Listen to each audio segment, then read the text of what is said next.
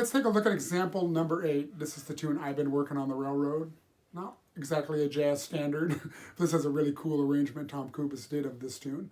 You'll notice on the music that we have this type of accent, which in jazz means short. In classical music, not necessarily. It's a weighted accent.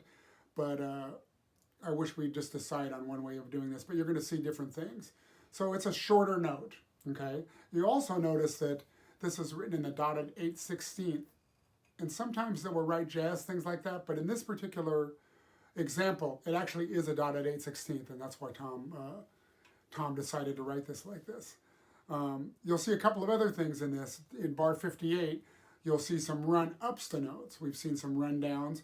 And what I would do here, it would be more of a scale type thing. So if you look at that bar,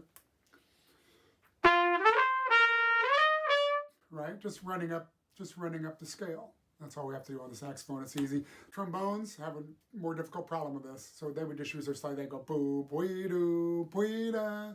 They wouldn't try to run up the scale because it would be a little ridiculous.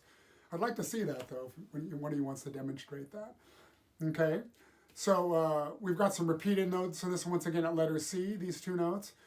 Trumpets 2 and 3 is good false fingering for that note, and it can make it have kind of a cool feel. So here's right on letter C.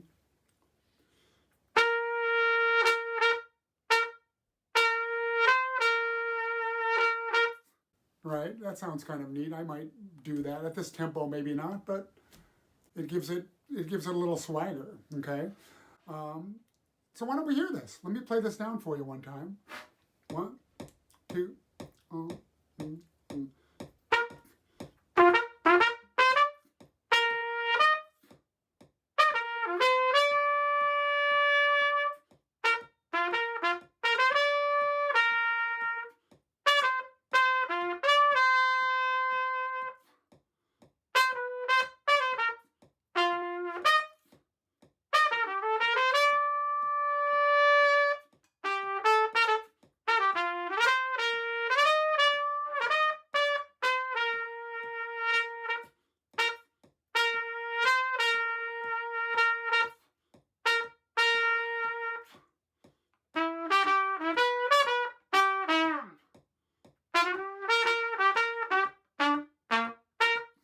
Right? We also, there's something in this we haven't seen yet, and it's a ghosted note. You don't always have to write these, but if you look at the 4th bar of this piece, you see that F concert. It's got parentheses around it. That means that note is implied but not necessarily played.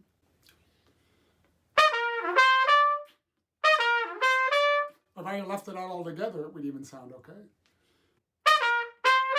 Right? But we want to kind of imply it. And we don't want to make a big deal about it, because if we play that bottom note real loud, right, it sounds kind of corny, right? So that's why we do that. We would naturally ghost notes like that without them being written that way. And that comes with experience and playing things over and over, and you get a little more mature as a player, you'll notice when to do that. So why don't we try this as a group? Let's play this together. See if we can take all these things we've learned and apply them into one piece of music here, okay? Here we go. 1, 2, 1, 2, 2.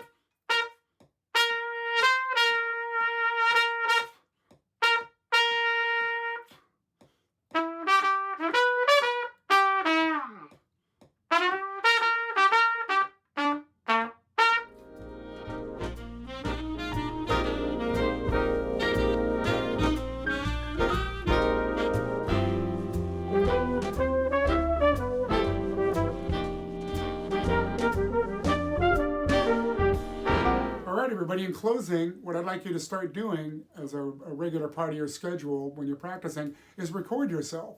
take a piece of music, take 8 bars of something maybe you're having trouble with, work on it a little bit, and then record yourself, and then listen to it back and be critical of your intonation, your phrasing, your articulation.